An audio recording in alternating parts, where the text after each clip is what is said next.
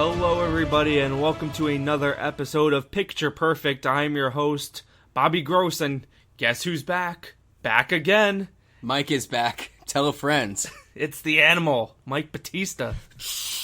Yeah, it's me. I'm back. Was that your version of the pyro? Well, I couldn't do it totally into the mic, or else it's going to sound horrible, and there'll be spit all over this. You were away from the mic. It just didn't sound like pyro. I think that was the biggest problem. Okay, there you go. There you go. Oh, that was blew out everyone's You asked speakers for right it. there. You asked for it. I did. Mike, welcome back to the show. I'm happy to be back. You had a week away. I had a week away. You are on assignment. On assignment. How was your, I know you craved it. It was like you were in withdrawal from the show. I know, it was bad. Last week. Well, I mean, I had my moments. I became a Twitch superstar. I beat Ninja in Fortnite. I cured cancer.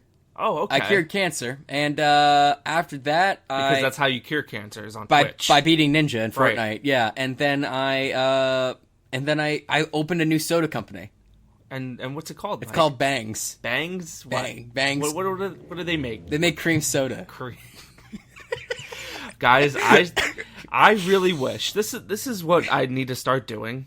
I need to record all of our conversations after we test the microphones and before we actually start recording, because that is the gold that is not on the show. But if we had this in it, we would be on the top of the charts. I feel like all these conversations that we have. Yeah, I still stand by that. You even agree that like you see what happens, but it's it just happens. Bangs cream soda, invest now. It's on the Nasdaq. But really, it's Barks. Who cares?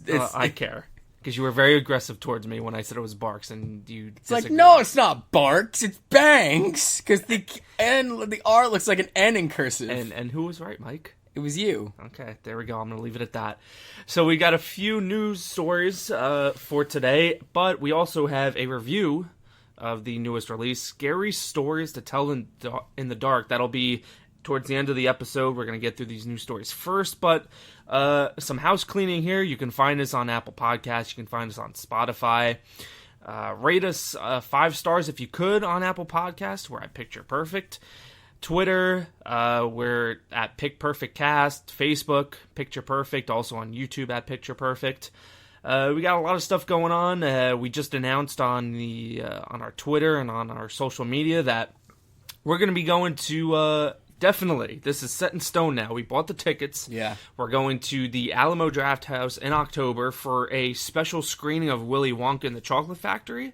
There are going to be some surprises, apparently. There's going to be some actual stars of the movie that will be there live and in person for a Q&A. It should be a lot of fun. Should be. And we're going to have a vlog for that. So make sure to subscribe to our YouTube channel, Picture Perfect, and you can find all our shows on there as well. So that should be a lot of fun, Mike. I haven't seen that movie in a couple years, so it's weird going from having seen it a couple years to going full on into like special screening of it. Yeah. I know you're very much into this movie, and that's kind of what happened with Pee-wee's Playhouse when we did that one. Big Adventure. Big Adventure. Sorry. I wish it was a Pee-wee's Playhouse marathon. I'd be there for sure too for that. But you took me to, like, you said, hey, we should go to this, and I did, and it was a cool experience because there were people who were totally into it. I'm hoping that. I know I enjoyed this movie. I did not know. Because you went in blind to Big Adventure, right? Yes, I did. I only knew like the Alamo joke and a couple clips, or the gif of the "I was born ready." Or and like, Large Marge. Everybody knows about that. Yeah, exactly. Yeah. So this one I know. This one I'm gonna see fandom, and I think it's gonna be cool. But it's we'll see what happens. Yeah, and Willy Wonka's legitimately one of my favorite movies of all time. So is Pee-wee's Big Adventure. So to see two of my favorites at Alamo. So great. That's why we love Alamo Drafthouse. They have these great screenings of old movies, sometimes in like 35 millimeter. Sometimes with Pee-wee, we had the 3-course meal that went along with the movie. It was kind of like synced up with that. It was really great. There was a second time we had that too. Oh, no, that was the only time. Wait, was it? We've contemplated some other ones, but that was the only one we went to. There was one for Pineapple Express we didn't do. Because it was like crazy expensive. Because it was like $60. Because there's alcohol. Yeah. But let's get into the news. It was kind of a slow week, but we did find a few things. First up, I think the biggest news of the week was Disney had their shareholders meeting call, and they dropped a lot of information, specifically about their acquisition about Fox. First of all, apparently Dark Phoenix lost $170 million for them. No kidding, really? Yeah. Bad movie, no anticipation. Everybody knew it was the end. Of course it was going to lose money. Haven't the only good parts of the X-Men movies in the past few years has been Quicksilver. And he really wasn't even in the movie. I've heard. In and out. He was in and out. It's been Quicksilver and then Deadpool because he's made Colossus fun. So they lost a lot of money on Dark Phoenix, but also a couple other things. They're scrapping everything on Fox's slate, or any project in development besides new Planet of the Apes movies and all of the new Avatar movies. Everything else is going out the window that hasn't been shot yet, it hasn't been filmed yet, which is really disappointing to me, Mike. I don't know about you, for a couple things. Number one, I don't think we need any more Apes movies. I feel like we saw the end together. Yeah. We saw War. Was it War or was it? Yeah, that was the last one, right? Yeah. War for the Planet of the Apes. Yeah. Great ending to the franchise. We don't need any more apes. We don't know if this is going to be continuation as a movie. We don't know if it's going to be a series. But I think it's a real. I mean, they make money, but creatively, where do you go with the apes from now? Maybe the little mute girl? Maybe. But it seemed like they tied it up to where you can go from that movie right into the originals and it would be fine. So are you just going to like remake the original again? With like a human coming back? I don't know. Because then the third one ended with all the humans dying pretty much. Yeah, it was Planet of the Apes. Yeah, except for the little mute girl. Right. Because she's like the person. She's like she's the one they can deal with. I mean, are you into more apes? Not anything? really. Like not really at all. Show, movie? The movie came out a year ago, right? I think it's been like 3 years. Hey, can I say it. So? Spoiler alert. Caesar's. Well, you already said all the humans are dead. So yeah, and also Caesar's dead. It's like yeah? I don't care about. There's none of the other monkeys were really entertaining to me. They're apes. But they establish us in the movies, Mike. They are not monkeys. They are apes. Look, get it right. None of the apes really were characters to me, except for like the one that was like bad ape. That's the only one. And then Steve Zahn's ape that showed up in the last movie. That was kind of like the comedic relief. Yeah, he was fun. But I don't like that plan. And then of course these like 18 Avatar sequels that because it's James Cameron doing them, they obviously get the green light. Who knows how many he's already shot because it took him like 2 years to shoot all this stuff. Did you know that 10 years ago James Cameron had the highest grossing movie of all time? No way, really? We're going to keep reminding you of this and then wait 10 years until he makes the next one. I hope this movie flops. It won't, but I want it to. All the sequels, because there's about like 5 or 6 of them. Because Avatar is just Alien Pocahontas. Sure. It's just, to me, Alien Pocahontas in a way. And it's a fine movie, but like it was the movie that kicked off like, this is the movie you need an HD TV for, or not HD, 3D TV, thank you. Curve, you need the curve for Avatar. And I'm like, no I don't. It's an okay movie. It looks nice. This will look dated in like 5 years, and it's kind of getting to that point. I haven't even rewatched it recently, so I'm sure if I go back... The tree part where them all doing the Gregorian chanting and their ponytails are hooked up to the tree and they're trying to revive somebody, looks mad dumb. And I'm just confused as to why we need about 6 more of these. Because Avatar Land. And because James Cameron can call his shots. He did Titanic, he's done Terminator 2, he can make these big blockbusters and gain... He made Alita Battle Angel. Produced, Produced. So he can't take the full blame for it not doing so well at the box office. But people show up for these movies, for his movies, and that's the only reason I could come up with that Disney would let him keep making these stupid movies. He's got a name brand enough that people will watch. But he's just being wasted on all this. Like, I know. He can be doing so many other things. Like, he's producing the new Terminator movie. But again, he could have directed that. He's chilling at the bottom of the ocean. He's doing that. He's voyaging in the sea. He's doing all kinds of stuff except the stuff that people actually want to see from him. Yeah. Instead of all these Avatar movies. Yeah. And also from that call, this is very controversial, Mike. People are very upset that Disney is rebooting Home Alone. And it seems like it's going to be a movie. Again, no confirmation if it's going to be a movie or a show, but the assumption is a movie. Listen. It doesn't ruin the original. That's my thing about reboots now. Like, they're not going to take away from the original. The original will always be there, okay? Let me just, before you go out, let me just say this right now. When I'm watching ABC Family, or I'm sorry, Freeform, around Christmas time, and they're doing their 25 days of Christmas, or holidays, whatever they want to say now, if they're doing that, you think they're going to play Home Alone from 98? What, 94? When was it?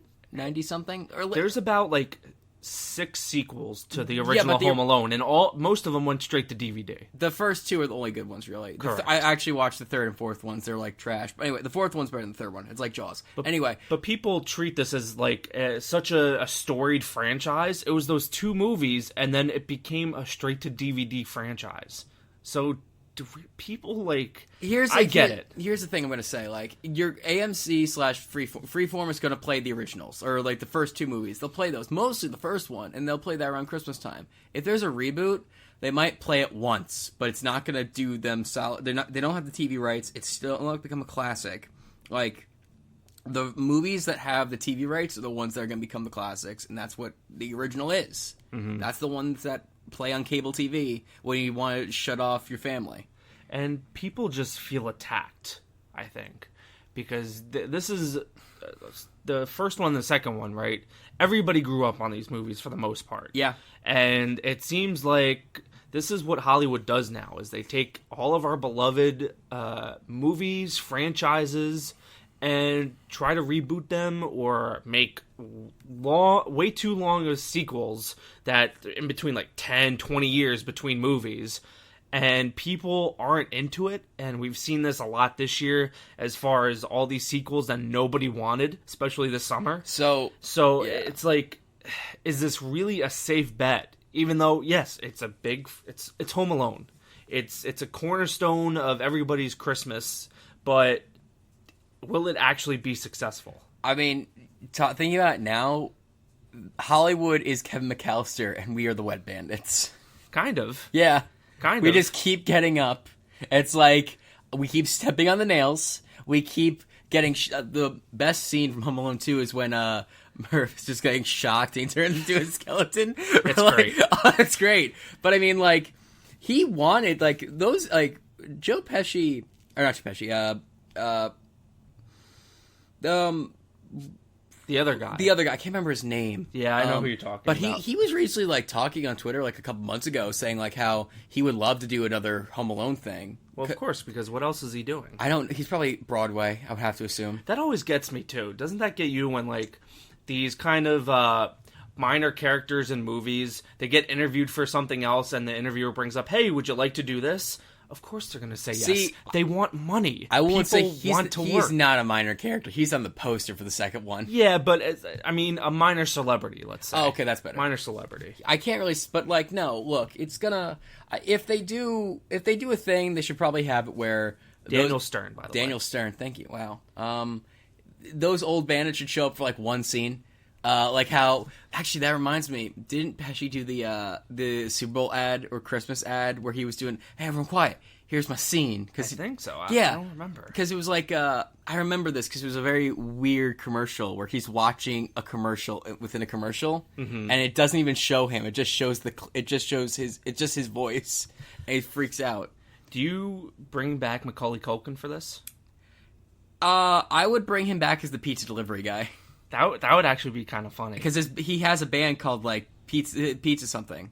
Really? Yeah, he has a band that's, the name is Pizza something, so that'd be really Nero's? Because that's the pizza No, it's place. not Nero's Pizza. I want to say it's just called Slice of Pizza. Oh, okay. He's like indie band. He's not, but he's also a funny guy. He knows what he is. He does not try and be better. They're also rebooting Night at the Museum, Diary of the Wimpy Kid. Sorry, wait. Go back. Night at the Museum. No. Yes. No. Yes. That was a great Robin Williams performance, and it's still fresh. What, do you have strong feelings about Cheaper by the Dozen, Mike? 'Cause that's being rebooted too. Was that Steve Martin was in that, That right? was Steve Martin, That yeah. was But that was a remake of an older movie too. Yeah. So it seems like that one comes up pretty This is often. just getting ridiculous. Are you into any of these at all? I'm really mad they're remaking Night at the Museum. So you're more mad about that than Home Alone. Yeah, because I kind of remember Night at the Museum. Well, I remember Home Alone more than Night at the Museum, but I just I remember watching that movie having no expectations for it to be any good. I was like, wow, this first one's actually a very competent movie. Ben Stiller isn't horrible in this. And then... there was like 3 movies of those, right? Yeah, there was one, Night at the Smithsonian, and then there was a third one. I don't even know. But, the first one especially, it's a great performance by Robin Williams. It's a great performance by, everyone pretty much there. And I was like, wow, this is a solid 8 on 10 movie. I was very happy with it. That's pretty high. Yeah, I think it's a very good movie. It's a very good family movie, and it's got, actually good stakes in it, too.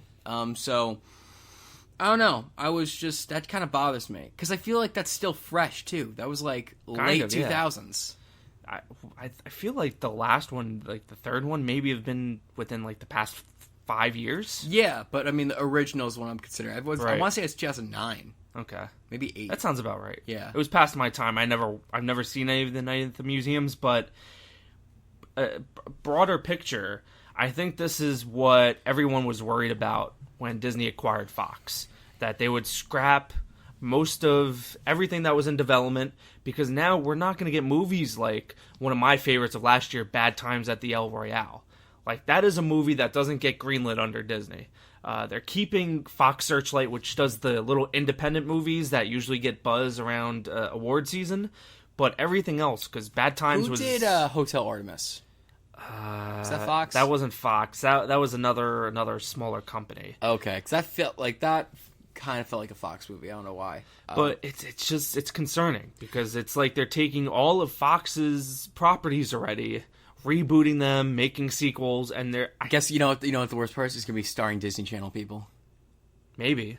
Especially if it goes straight to Disney Plus. Oh boy, I can't wait to see these people I don't care about.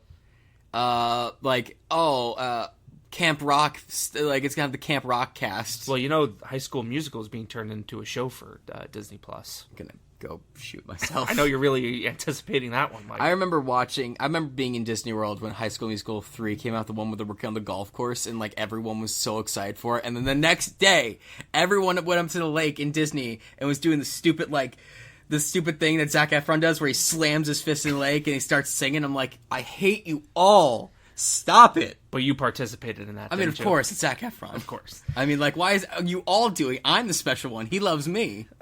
Yes, Mike. You're special in all of our hearts. I'm not gonna stop. I'm not gonna stop till I get my shot. Oh boy. We also got news. Finally, I think we mentioned this a couple weeks ago about Venom 2. I knew that was coming. That's why I took that little pause, because you can't resist. Can't stop it. Andy Serkis locked in to direct Venom 2. He's coming off of his reimagining of the Jungle Book called Mowgli. Have you heard of that one, Mike? That was no. Was that released last year? Was that the live action Disney thing? Well, it wasn't live action. That Disney did a live action Jungle Book called Jungle Book, but this one was called Mowgli: Legend of the Jungle.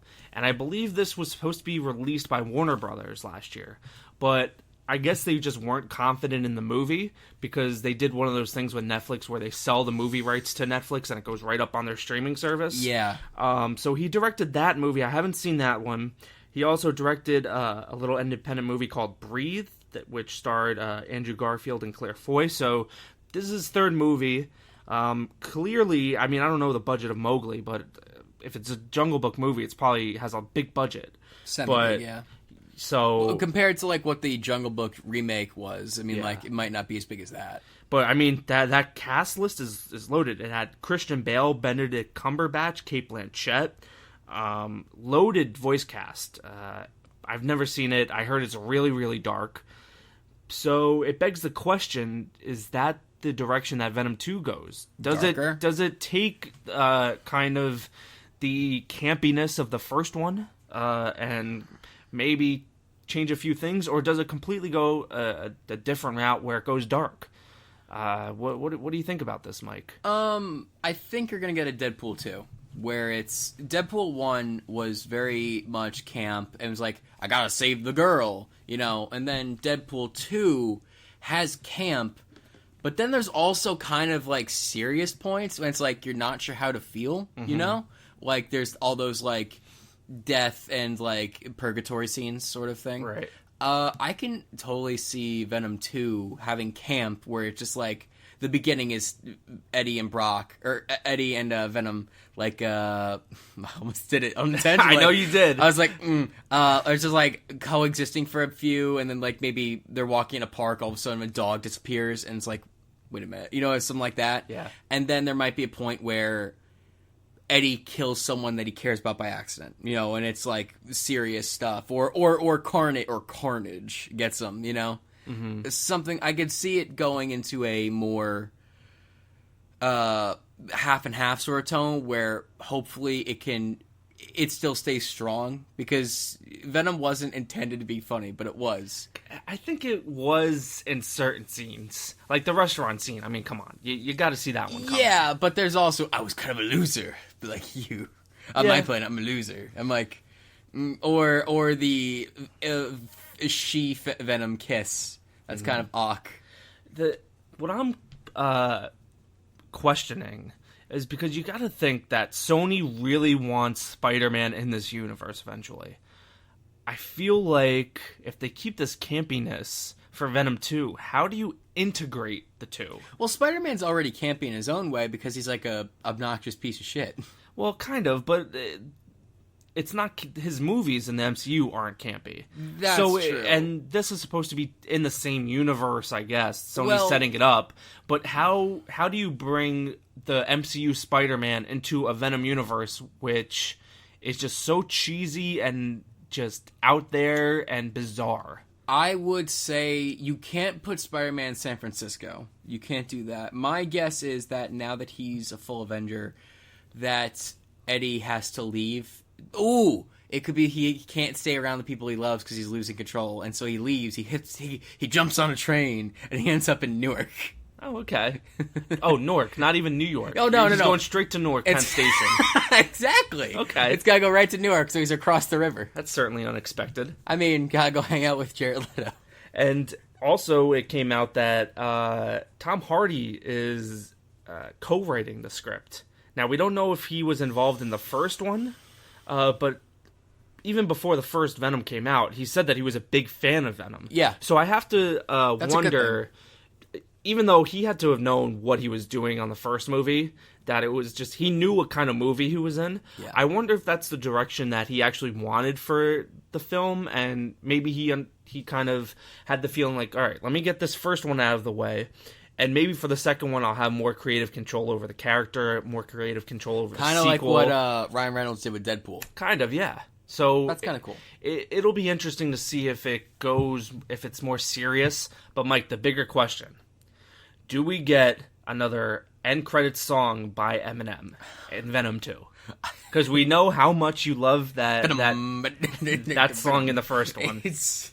I mean, or do you bring somebody else in? Does Eminem stay on? Do you bring in like? Can we get Snoop Dogg? Can we get Post Malone just go about like carnage? I mean, didn't Post Malone do the Spider-Man Sunflower song? Yeah. So we gotta go shared universe, Mike. Shared universe. Post Malone. Gotta get. Wait, what's R. Kelly doing? Oh boy. Moving on. I actually have a bit of news, too, about Netflix. I just remember what I want to talk about. Oh, okay. You were only talking about this for 10 minutes before the show that you couldn't understand. Yes. You couldn't remember what it was. And I now remember. It's come back I remember because we talked about Netflix. Mike. I don't know what's coming. So, Netflix has been delving deep into the 90s nostalgia for Nickelodeon. Mm-hmm. We had the trailer for Invader Sim, the new Invader Sim special. And that's going on Netflix? That's going on Netflix. Okay. And then we also had the Rocko's Modern Life, Static Cling, that dropped. I did hear about this, yeah. So, I'm a huge fan of them doing this because I don't know. Do you remember? I think last year when Nickelodeon released the Hey Arnold special. I did hear about it. Yeah, never watched it though. I think it was like called Jungle something. Okay. So that did not do well for them in the ratings. Because, was that on Nickelodeon? Yes, it was. Okay. So the problem with that is you have the kids who grew up in the 90s cut their cords, and so they're not going to watch it. They're going to watch like other ways to watch it. Kids who didn't grow up in Hey Arnold, those storylines are like 20 years old at this point, and also it's very hard to watch that show because like Nick is awful with his categories and its cataloging. Mm-hmm. So like they finally started to like get the paperwork through so these things can go onto Netflix. And Static Cling is probably one of my I was a so fan of Rocko's Modern Life. Static Cling is probably one of the best reboots or like specials of a show I've seen since Big Picture Show of Ed, Edd n Eddy. Wow. So Big Picture Show is probably one of my favorite special of all time. Static Cling. So you've seen the movie because it dropped on this past Friday. Yes, I have. I will say this. I won't give spoilers because it's super fresh.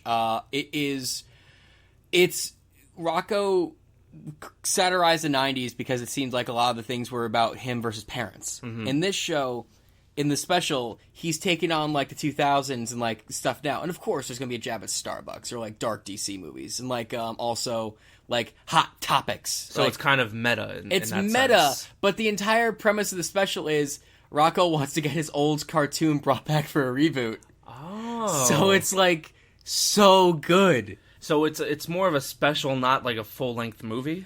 Yeah, it's like 90 minutes. Okay. Maybe close to an hour. So do you think this is what comes before a reboot? So do you think that there's going to be a reboot for Netflix? This is the predecessor. Show? So the way the show originally ended, they got shot into space. Okay. The way this special starts is they're literally still in space. Uh-huh. It literally just continues where it goes. It just continues where it left off, and it sets it up. It closes the book. This is like a bonus level, pretty much, if it was a video game term. But like, if you wanted to keep going, there's opportunity to keep going because you can just keep satirizing and like keep making fun of what's happening now. But I will say that I don't think they need to. I think this is a really good dessert to people who enjoyed the show. But if they wanted to, it's still the same art style, still the same comedy of the 90s, but just brought up for today. I think they could. I just don't know if they should. Do they leave it open-ended to where you can reboot the show? Or is it kind of like if this was the last thing you ever saw, that it's a good finale? The second thing. It's like if this is the last thing, it's a good finale, but like they are now setting up that he's in the 2000s. He's in the 2020s now, or 2019s. So like he's still there. The 2019s? He's still in like the close to 2020s, you know, where he's still there. So like he can do that. All right. But like they say that, you know, if you wanted to say he came back to Earth one more time and just had some fun at Starbucks and also had to fight to get his show brought back for one more episode, it's like you could say that was it. Yeah, I'm not really familiar with Rocco. Never watched the show, but it is a weird show. Do you remember how many seasons of Rocco there was? I want to say 3 or 4. Okay.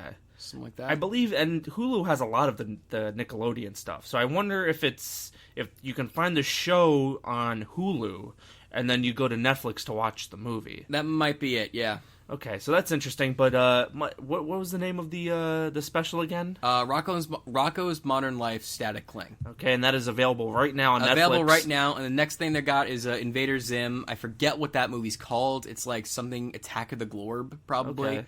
I'm excited for that one too, but like we've had 2 pretty good specials. Hey Arnold was okay. Now Rocko's Modern Life was like very good. I'm very excited to see what they do with Invader Zim because there's a lot more lore in that too. And our last news story of the week, Mike, there was some controversy about this movie called The Hunt. Yes. This is produced by Blumhouse, and I don't know how this started really. Well, obviously it started with the mass shootings that we saw in the past week. It's just completely tragic and just heartbreaking, and it's becoming normalized in this country. Real quick? It's awful. It's really awful that's happened. But also, what's disgusting is that when I was doing things in Baltimore for charities, like there were people who would just find out the next day, going, "Oh, that happened." Okay. And it's just like, yeah, it's just becoming normal. It's become all become desensitized to it. Oh, yeah. And it's a real shame, but somehow this movie got involved in the conversation. Yeah, because we're attacking movies and video games. That's the problem. That's what it is. And Trump went after this movie, went after just Hollywood in general, but he specifically went after this movie. And just in the past couple of days, Universal has pulled this movie from its release schedule. It was supposed to be hitting theaters on September 27th. That is no longer the case. And I've heard of this movie, right? I didn't know anything about it. And so looking into it, we both watched the trailer right before the show. Yeah. It's supposed to be some kind of satire on mass shootings and the elites of this country. Really didn't get the sense of that in the trailer. This is the same people that made The Purge. It's just The Purge, but just calmed down, but like just in an exclusionary zone. It's not a good... We've seen this topic about hunting people so many times that it's like, you can't put a spin on it for me. It's like, ooh, we're putting them in a cage and we're gonna hunt them like sport. Oh, you mean like the Predator reboot? Oh no, it's gonna be different. Oh, you mean like the Deadliest Game? No, it's like, you guys, this isn't unique. The only thing I would say is there was probably gonna be some social commentary in there because this is coming from the producers of like Get Out. So I think there would have been some kind of message about our larger society. But you don't get that from the trailer. It just seems like what you were saying, Mike. It's just like this kind of hunt movie that you put a bunch of people together for sport, you hunt them down, and that's it. Do you want to know, like, before we saw Scary before we saw Scary Stories, the trailer for Hide and Seek was, or what was it called? Ready or Not? Ready or Not, yeah. Ready or Not, it looks like a better hunt movie than this does. Yeah, it was just a weird trailer, and it just sucks, though, because I feel like because this is like a whole nother month for this to come out, and they just pulled it off their schedule. A couple things. Number one, I think that's just ridiculous, but because, listen, I'm sure there's going to be more shootings by the time that this movie comes out. That's just inevitable in this country. That's how these times are today, but at the same time, it's like, you got to stand your ground for movies, and why are movies taking such a stance on mass shootings when our government isn't doing the same? That's the saddest part. We've seen movies. Remember The Interview? Like, yeah. Guess what? This movie's gonna make money now because people go, it's too hot for the theaters. I remember that was like a huge controversy. Yeah. That this was gonna start a war with North Korea and the United States, and then it just popped up on Netflix, and more eyes went on that movie than it probably would have been if it just had been released in theaters. The thing is, like, I'm sick and tired of people saying that media causes violence, because guess what? I will say this. I hate people who go one way or the other. Media does cause emotional reactions. People will get angry because of media. We see this because we are, like, I follow video games, you follow movies. People get heavily invested in things. People, like, watch movies, and maybe their emotions will run high because of what they see or because of what happens. But that's not what causes this. It's not. You're not going to go see The Hunt and go, you know what I'm going to go do? I'm going to go get a shotgun. And you're like, go do this. Like, no, you're not. That's not what happens. This isn't Taxi Driver. And it sucks, too, because you got a bunch of talented people in this movie. Now, that's not to say that this movie isn't going to come out eventually. It will. But they're shelving it. But you have... What happens to their paychecks? Yeah, I don't know. I'm curious about that, actually. I mean... Because it seemed like there's a lot of extras in this movie. There are. So it seemed like, ooh, I hope. And you got a lot of talented people in here. You got Betty Gilpin, who's known for her work on Glow, the Netflix show. You have Hilary Swank. You have Emma Roberts, Ike Barinholtz, Glenn Howerton from It's Always Sunny. You also have Damon Lindelof, who wrote the script, who also has done, he was the showrunner or the writer on Lost. He did The Leftovers. There's so much talent involved in this movie, and I understand it from Universal's point of view. It's bad PR to have the president go after your movie, and you feel the pressure to pull it, but at the same time, you have to have... But the president goes after everything. Exactly. Like, that doesn't make you special anymore. It's not like the Dixie Chicks. No, of course not. Nothing's like the Dixie Chicks. It's like, I'm sorry, but I mean, the president's gone after food companies, car companies. Like, do the car companies just stop making cars? Like, you can't just let him say things. Yeah. Make your movie. Maybe don't do it because the president says something. Do it because, we shouldn't release this because it's kind of a hot topic right now. Or maybe just do direct-to-video so people don't see it. I think it's a combination of both, honestly. But at the same time, we've seen movies get delayed for these kind of things with mass shootings. I believe there was a movie a few years ago that had to be re-edited. Louis C.K.'s movie got delayed after it found out he was, like, doing the take his pants off and let's, stuff. Mike, I think that's a different subject. I'm just saying, like, I'm saying that, like, it's not uncommon for, like, real life to cause things to, like, push back, whether it be actual life tragedy or someone being a sick human being. Yeah, and you know what? Maybe this turns out to be a good thing, because I think a lot of people who haven't heard of this movie, like us, we had heard about it, but we actually watched the trailer, we read about this movie more. Maybe this is a good thing that gives more attention to the movie when it eventually comes out. Yeah. It's that movie that got canceled that people are going to want to see, because what exactly is this movie about? So maybe this turns into a positive eventually for Universal. Yeah, that's definitely a marketing strategy. So that's all we have for the news, and we're going to jump right into our review of Scary Stories to Tell in the Dark. Yep. Now, feels like there should be an ad read right there, but we don't have. I feel like it. Yeah, let's plug some mattresses or who's sponsoring the show, Mike? The sponsor this week is Bang Soda. Bang Soda. If you need to quench your thirst, get banged. And creamed. Since it's a cream soda. Cream soda. Of course. So this is based on the popular series of children's books. For me personally, I was never into this series of books. I was always a Goosebumps kid. I love Goosebumps. Those movies didn't exactly live up to the hype that I wanted them to. Yeah. To be fair, I only saw the first one. I didn't really care for it. But you also had I think it was on Nickelodeon, right? Those little short episodes of Goosebumps. Yeah. That would be adaptations of the books. There were some horrifying ones of those. Night of the Living Dummy, of course. I think that's probably... That's the one with like that one's horrifying. Slappy and then the he dummy. Takes off the dummy and it's like just a... But I always remember seeing the Scary Stories books in the classroom, just on the shelf. Yeah. And I was talking to you before, Mike, about... I specifically remember the one with the clown on the front with, like, a pipe in his mouth. Yeah. I know which one you're talking about now. Yeah, so I had always been, like...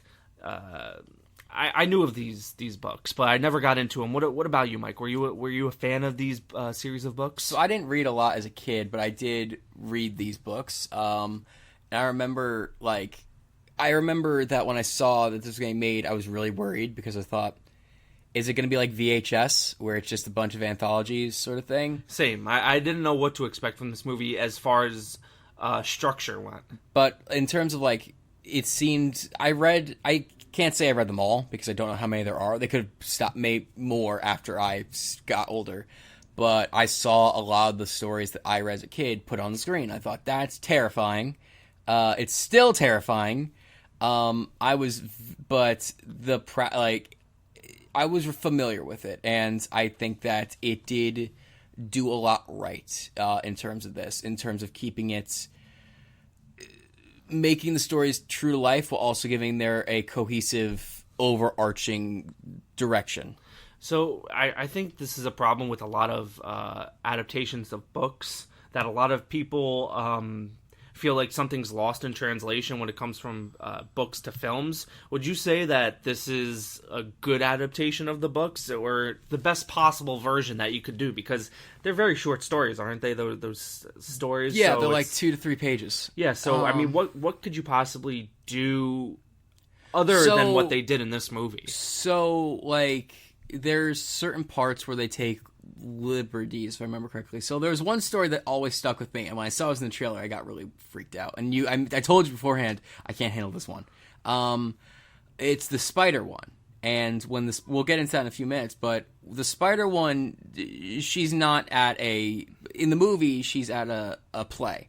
In this, she's just in the book, she's just in her house. Okay. So, like... So they took liberties with the stories. Yeah, but like they took the settings and like maybe like the things around it, but overall like the content is still the same pretty much. So would you say that you enjoyed this movie, Mike? I'm not a big scary movies guy, but I mean, like, this was pretty good. I was terrified of, like, certain parts, but I was like, it was pretty good. Yeah, I looked over at you at some points. I saw you, cowering away. I Maybe can't. A little bit. There was but two, I didn't see any jumps. There was two, but I also sat a seat away from you specifically. That's true. So I kind of figured that. There were too many jump scares for me. There were a bit too many jump scares. But some of the jumps felt earned, some of them didn't. But overall, like, this was a really good adaptation and, like, a pretty good movie. Yeah, I'm kind of in the same boat with you, Mike. I'm not a big horror fan. I'll watch them, but they don't scare me. I was never scared in this movie. I was creeped out, of course. There's certain scenes that, specifically one involving the Red Room, which was, first of all, I loved how they shot it. It was gorgeous. I loved the direction that they took it in. But that was definitely one that creeped me out. Yeah, I thought this movie was real good. It was real solid. I was glad that they didn't take the anthology route, like you mentioned before, Mike. I'm glad that it was kind of one overarching story, but little segments of what you would get in the Scary Stories books. But it flowed all into one cohesive story. I do want to give a shout out to the lead girl in this movie. I believe her name is Zoe Colletti. She was really good. Oh yeah, I was impressed with her. I think she was the good. best out of everybody in this movie. I don't think I've ever seen her in anything else, but she was probably in an indie flick you've seen. Probably. That's probably right. I'm also just gonna say, like, I thought most of the kids did very well in this movie. Yeah, because there was only one kid who I kind of thought could have done better, which was the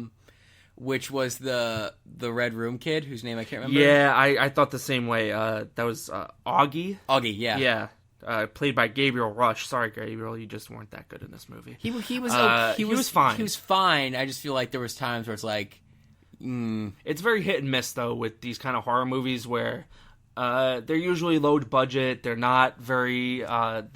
They throw kids in here that don't have much acting experience. See, this didn't feel low budget though because there's so many good practical effects. Right. But for the most part, I think that's where the budget goes, right? They're not paying any of these kids big money because they're really unknowns for the most part. And when you get these kind of unknowns in horror movies, they can either be too campy or just not very good at all. A lot of them come right off the street and into these movies, and it's very...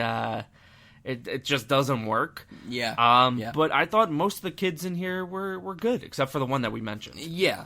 You want to keep going? No, I was just gonna say, as far as story wise, I was actually surprised. I didn't know that it was gonna be based in 1969. Or in the 60s or whatever specific year it was. That's probably the best time to put a horror movie, though, because you eliminate you eliminate the question of why don't they use their cell phones, but it's still modern enough that you don't feel out of touch. And they kind of use the horror tropes that you would see in that kind of time period. It's very kind of, in a sense, it's very by the book horror. I honestly want to say that, but I also want to say if you take the part of the movie where there's a drive-in. This is kind of a timeless movie because it kind of feels like there isn't anything that's set besides the overarching stuff about the election in Vietnam, which was interesting. But like, there's only the one part in the drive-through or drive-in, and I'm like, I'm thinking back at this movie. It's like this is all pretty much time. I feel like this could fit anywhere. But also at the same time, the sets are very 60s. Like, you can definitely tell by the set decorating and the clothes and everything like that. It's definitely set in the 60s, but it doesn't rely on the nostalgia of certain 60s elements, right? Yeah. We don't see any hippies in this movie like you did a couple weeks ago with Once Upon a Time in Hollywood. Yeah. That's very 60s. Yeah. This one's just based in the 60s, and it uses some elements, but it doesn't rely on the nostalgia or, I don't know, the traits of the 60s. Yeah. But yeah, I dug it.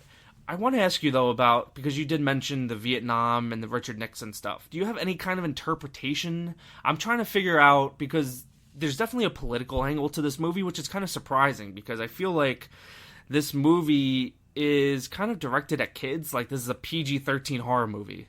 So, kids can come in and out for the most part, and this is fine. This is a good introduction to kids for horror movies.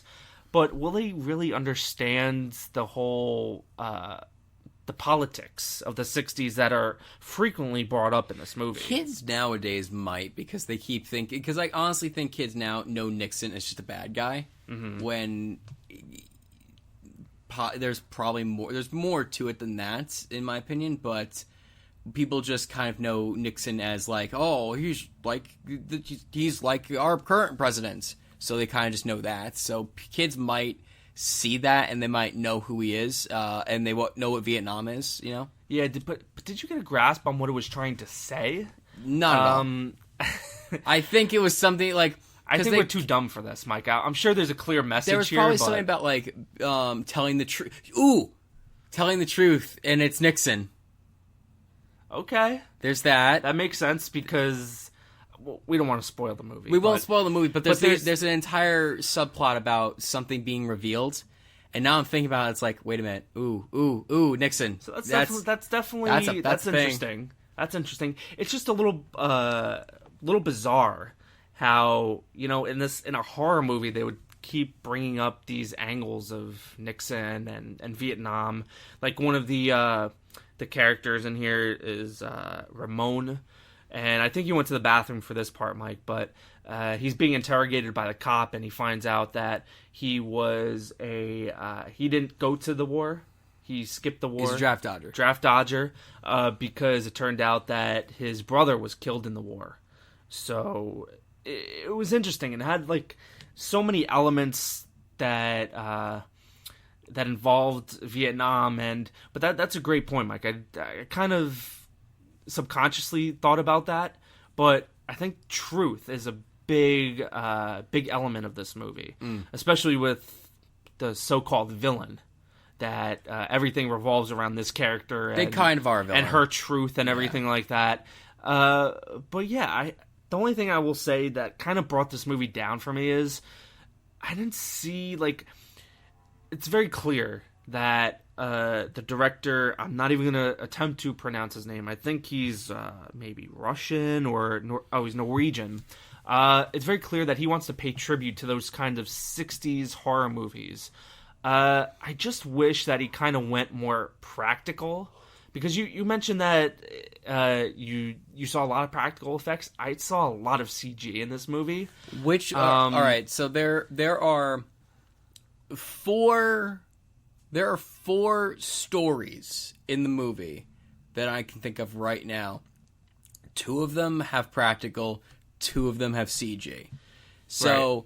The first one, well, the 2 of them are kind of like human type characters, right? Yeah. So, and the other 2, one of them kind of does, but the other one is just completely CG, because it's the one you're talking about, the one with the spiders. Yes, and the other one is like the final one, and that's more that's CG. That one's not good looking CG, but I mean, like, the 2 practical ones are just like awful, because it was like actually, I think awful. There was 5, because there was the one in the bedroom too.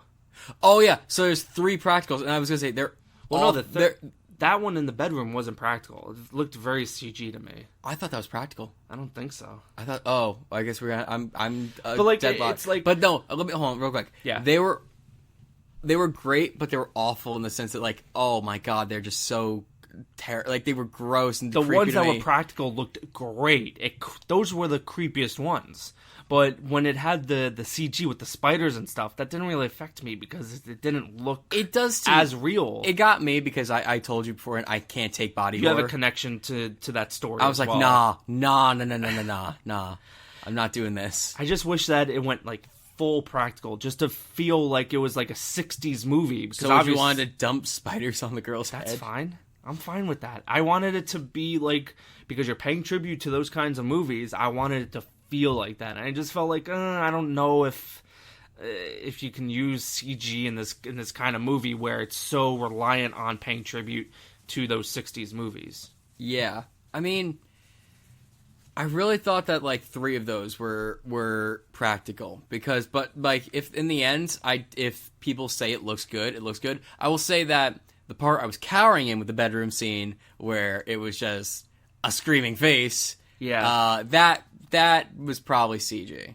But I think that's. But like, God, that was so unfair. But just when it's the walking bit, that looked real. Yeah, I'm not saying that this whole movie is CG. For me personally, I think practical is more convincing to me than CG. Yeah. And a lot of this movie takes place in darkness, so you can obviously get away with CG because CG, if it's in daylight, it's going to look worse for most of the time. It's more expensive to make it look better, so a lot of the CG is in darkness, so it doesn't look too bad. I just wish they went like all the way with practical. That's just a me thing, though. It doesn't seem like you're all that. That's not really one of the problems that you had with this movie. No. Did you have any major problems at all? My major problem was I couldn't tell who the target was for this because it felt at times there was too much for kids, but at the same time it felt it wasn't enough for horror fans. There are parts where I'm just going, this feels like they're trying to make it for teens, but there's times this is totally like, there's too many jumps in this, but like there's some of them that are earned jump scares, and then there are other times where I'm like, you didn't earn that. And I'm like, that's gonna piss off the like actual horror fans. But at the same time, there's like some very, very creepy. There's things in this that I'm like, kids, this isn't a Nickelodeon movie. Yeah. You know what I mean? So I'm like, I can't tell where it fits. It might just honestly be like the best PG-13. But I was like trying to figure out where it fits on there. Also, I guess I had some issues with some of the acting, like the sheriff and that one kid. I was like, that sheriff is just playing racist cop number 2. Yeah. And I'm like, guy, you can do... But again, a trope. I get it. But it's like, you can play racist cop number 2 in a better way. So I can see why people maybe were a little turned off to this movie, because it's really mostly cliches. It doesn't bring much new to the table, except I do like we've mentioned before, I do like how they incorporated those short stories into one kind of overarching plot. Yeah, also I don't get the point of the dad. The dad was a little weird. Yeah. I felt like... Played by Dean Norris. Yeah. Breaking Bad fame. I was like, wait a minute, so is he the bad guy? I thought like when first, like, is he the bad guy? Is he holding your back? And then more when I was like, wait, oh, it's just a struggling family. Wait, he really loves his daughter. I'm really confused. And it just ends. I think it might just be some emotional stakes for the girl. Like, she has some background that you can add to the movie. She can't just run away. Yeah, I think that might be it. That might be it. But produced by Guillermo del Toro. It looked. This is definitely a movie I can see why it appealed to Guillermo. It was very creepy. This is the kind of movie that I'm surprised like he hasn't really done a kids movie yet. Directed a movie, I should say, for kids. This would have been a good one, but he's obviously busy with other things. He's got a lot on his plate. Yeah. But yeah, I dug the movie. You know, it's not one of my favorites of the year, but I think it's a solid horror movie that you can, if your kids have never seen a horror movie, this is a good one to bring them to. That's their first. It's not, I don't think it's too scary. I think they'll be fine, and obviously that's what the studio was hoping, because it is PG-13. It's not R. Yeah, it's not too scary. I just couldn't, like, it's not too scary for PG-13. I just think that, like, there might be kids who think this is still a kids movie because it's the book they read in elementary school. Yeah, and I think that's fine. Like, this is something that because I don't know, are these books still in schools? Because this might be a our generation thing. Who knows? I can't go in elementary schools. They'll call the cops. That's a good point, especially the way you look, Mike. I know, with that beard coming in too. Oh. So maybe this is like a kind of thing where the adults grew up on the books and then they bring their kids. And this is how they get introduced to it. So I mean, what kind of rating would you give this one, Mike? So on my 2019 list of movies, which is now 15 movies, really getting up there now. I mean, it's fine. I put this as number 8. So top 10. Top 10. It's not boring. It's not bad. It's just it's not my genre. I did enjoy it. There's stuff I think that was interesting to me, and it did stuff very well.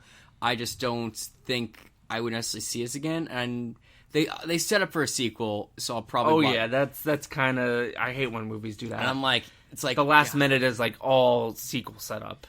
I feel like if they'd done it where the main character goes, "We can do this," and the book is the answer, I'm like, that could have gone so evil, and that would have made me so much more interested. Yeah, and I was kind of wondering at the end, like, what had happened and how they were going to figure on bringing some of these kids back. And then they just outright say, yeah, next movie, come and see it in, probably like 2-3 years. Next time, it's the Korean War. Maybe. Who knows? But, yeah, enjoyed it. Considering it's an August movie, it's pretty good. Usually in August, you'll see a lot of junk. This isn't junk. I think this is a good time. Yeah. So yeah, guys, that's about it for this week's episode. Where is it in your list, by the way? I don't think it's even like top 20. But that's only because I've seen just so much. But it's still like a solid 6 out of 10. You know, it's good. Would I watch it again? Maybe if it was on cable. Maybe it's. I'm not going out of my way to watch it. You're gonna get such a censored version of this movie on cable. Probably. Because they're probably going to cut down. So if you were seeing this on TNT, it's like, oh boy. I could see that. But at the same time, there's not like that much blood or anything. So I feel like they would cut down on some of the imagery. That makes sense. Like the swastikas. Yeah. That was right in your face in the beginning, right? It's like, okay, you say swastikas, Nixon, all that. Bad. Politics bad. Go vote though. Yeah, that's what they literally say. That they say, "Go vote, kids! It's your time." I'm like, you're a little on the nose there, guy. Well, that's about it, guys, for this episode. Mike, we survived 5th episode today. Yep, another 5 in the works. What do you think? How is this going for you? I mean, it's going fine. You keep dragging me to movies I wouldn't usually see. But next week, I think it's going to be Blinded by the Light, which is that Bruce Springsteen movie. Oh, we're seeing that. We're not seeing Angry Birds 2. Do you want to see? No, Angry I don't Birds want to see. I want to see the Bruce Springsteen. I know you're such a big fan of that first one. Look, because I seen the first one. It's not bad. They have good comedians in it. Oh boy, they have the guy from Eastbound and Down, whose name I can't remember. Danny McBride. There you go. Danny McBride. They have Bill Hader. They got. Boy, you're really shilling this franchise. It's not. It's decent. When you could do so many awful things with an iPhone game movie, and it's like, hey, it's better than the Emoji Movie. There's actually like jokes in this movie that I'm like, okay, you can actually take your kid and not feel like you want to blow your brains out because they're doing a Just Dance scene and making Sony money. Don't give them an idea for a Just Dance movie. That's the Emoji Movie. Oh, okay. There's literally 3 scenes in the Emoji Movie where it's just Sony going, we need to make money. We need to go, oh boy, here's the product placement for Dropbox. Oh. Literally they go into the Dropbox app. And there's a Just Dance Spoiler part. alert. They go, it's Emoji Movie. If you care, you can go fuck yourself. Oh boy. It's just all shilling for Sony. I don't care. Well, it sounds like Mike is really anticipating the second Angry Birds movie. He can't wait because it's got a great voice cast. It's got everything. You. It's got Danny McBride. I mean, how can you skip Danny that McBride's one? fine. He's good. I like Danny McBride. He's good. But I'm just saying, you're really hyping up why this did movie. Why'd you do Danny McBride and you put your eyebrows up? Danny McBride. Danny McBride. I like Danny McBride. He's funny. He's a good guy. He's very good. So Mike will be back next week. I won't be seeing it, but Mike will be back with I'm his not Angry Birds watching 2 Angry Birds 2 by myself. I'm not watching Angry Birds 2 by myself. Well, Mike, you can go into a school because, No, I can't. You can look for the books. You can see if scary stories to tell in the dark are on the shelves in schools, and then if you find a kid, just bring them over and watch the Angry Birds movie. That happened last time I did that. I got put on a list, and now I'm on a website. Oh well, now it's definitely out there in the open because you just said it on this podcast. I know, right? Oh boy, it's bad. Well, Mike might be going to jail again. Yeah, Mike not be around for the next episode. This might be the last you ever hear of him. This might be. He's really revealing some information right now. Mike might be going to do. Oh wait. What's that movie about? What was that movie about the cop who the kid stole the cop car? I believe it was called Cop Car. And on that note, I believe. What's the movie about the kid that stole the cop car? I believe it was called Cop Car. Mike, what was that movie where the kids went to that chocolate factory with what's that guy's name? Willy Wonka. What was that movie called? I believe that movie was called Willy Wonka and the Chocolate Factory. Oh, okay. Just making sure. Hey. Oh my God. What was that one movie about the dinosaurs? And they go to this park called something like Jurassic Park. Oh, Was that called Jurassic Park? I believe it's called Jurassic Park. No, that was Jurassic World, Mike. Oh, God. yeah, it was. The amateur.